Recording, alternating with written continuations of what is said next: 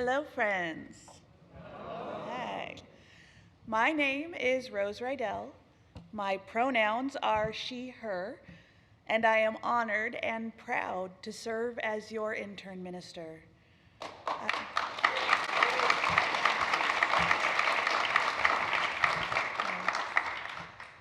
I'm up here today to talk to you about a couple of words so often used in Unitarian Universalist spaces.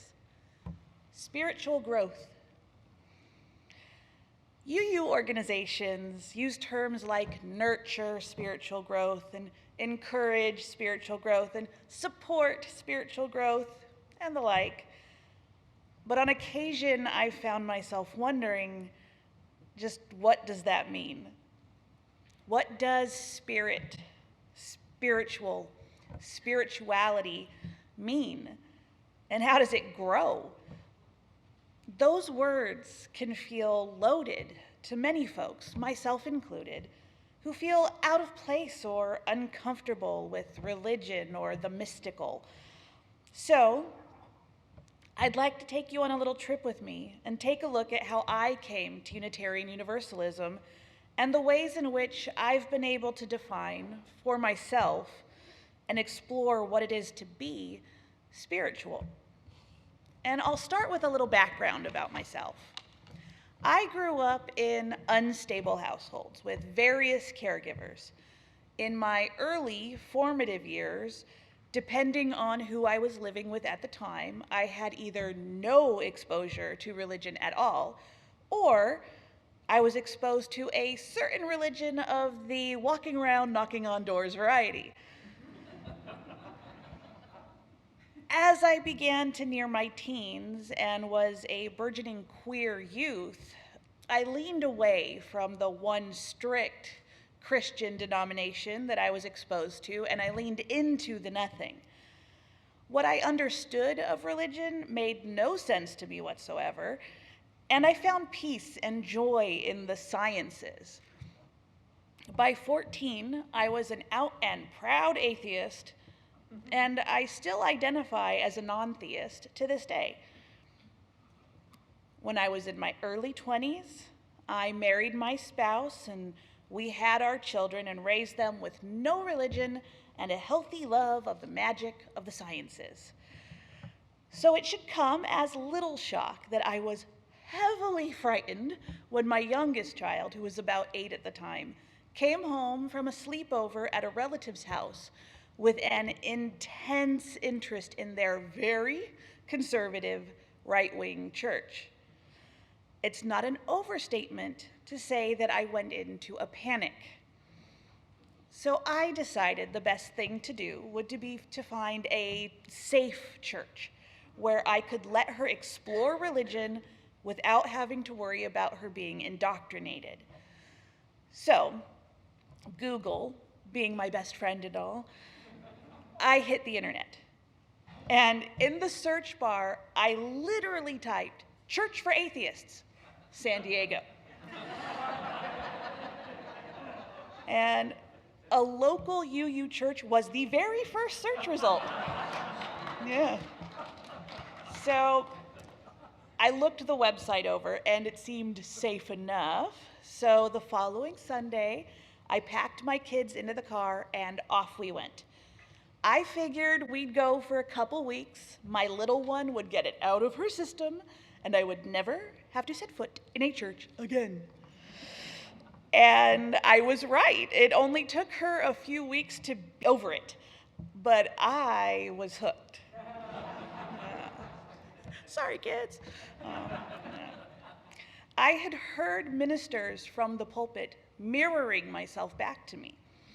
I had met atheists, non-theists, agnostics, Christians, Jews, Hindu, Muslims, pagans, all identifying as Unitarian Universalists. I saw principles and values that matched my own, and I felt something that I had not known I was missing and longing for: community. And so I stayed. And I got actively involved, and for a long time, I just ignored the words that felt uncomfortable to me. spirit of life, soul, that which is larger than all, prayer, and yes, spiritual growth. I ignored them because I felt that they had no place in my belief system or worldview. And I ignored them because I so badly wanted to be a part of the UU community. And hey, nothing's perfect, right? But then I started feeling a call to ministry. I knew this was the direction my life was taking me, and I said to myself, Rose, you've got to figure this out. How can you be a minister when even the word spirit gets caught in your throat? And it set me out on a path of figuring out just what exactly spiritual means, at least to me. So in today's modern culture, the word spirituality is often seen as synonymous with or directly related to religion or the supernatural, which can make spirituality feel unattainable to non-theists, and it just wasn't going to work for me. And defining spirituality, it begged the question, what is a or the spirit? I would propose that the spirit is consciousness, or as Descartes says, a thing that thinks. That is to say, that doubts, affirms, denies, imagines, and perceives. In this definition, the word spirit is the power to think. And without the brain, this power would be nothing. And without this power, the brain would just be an organ. As an atheist seeking spiritual identity, I have wondered, does spirituality require a divine being? Are atheism and spirituality mutually exclusive? And I don't think so. It is true that religions involve spirituality. However, not all spiritualities involve religion. I have come to understand that spirituality has existed for humankind without religion or theism for time immemorial. Spirituality is a deeply personal and diverse aspect of the human experience. It exists beyond belief in any one thing and is universally experienced by most, if not all, human beings. Spirituality can be defined as the feeling of being more than just oneself, or, in UU language, the interconnected web. Freud described this feeling of spirituality as the oceanic feeling, as if being a single drop or a wave in the ocean, at once a part of and separate from the larger ocean itself. There is no inherent religiosity to this feeling. It belongs to no one religion or philosophy. It can be described in religious terms by a theist, but it is something that anyone can experience and is just as valid of a spiritual experience to an atheist. I believe spirituality is also the human drive for meaning and purpose making.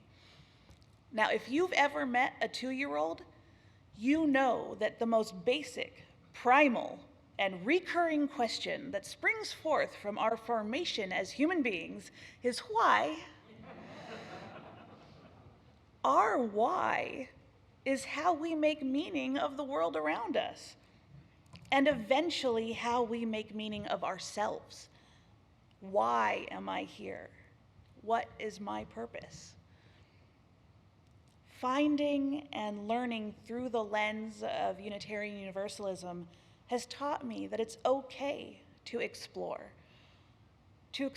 that which makes meaning for others and for myself, to stretch beyond my edges, even the sharp and uncomfortable ones, maybe especially the sharp and uncomfortable ones. Exploring different spiritual paths has allowed me to grow spiritually. I have come to understand that, at least for me, Spiritual growth means leaning into the wonder and stretching oneself to expand one's own understanding of the meaning and purpose of the self, and the meaning and the purpose of all that is greater than the self. And that definition, that understanding, isn't uncomfortable or scary to me at all. The meaning that I have come to, that which is meaningful to me, is knowing that all that is, all that ever was, and all that ever will be is here, now. Every particle that is me has always been since the birth of the universe, and always will be. And every particle that is you has been and will be too. Your atoms and my atoms have danced together on the thread of time since the birth of our universe. I am a part of you, and you are a part of me, and we are all a part of everything else. We are connected to each other all the way down to the atomic level, and this connection drives my life purpose. And boy, I think that's beautiful. Blessed be.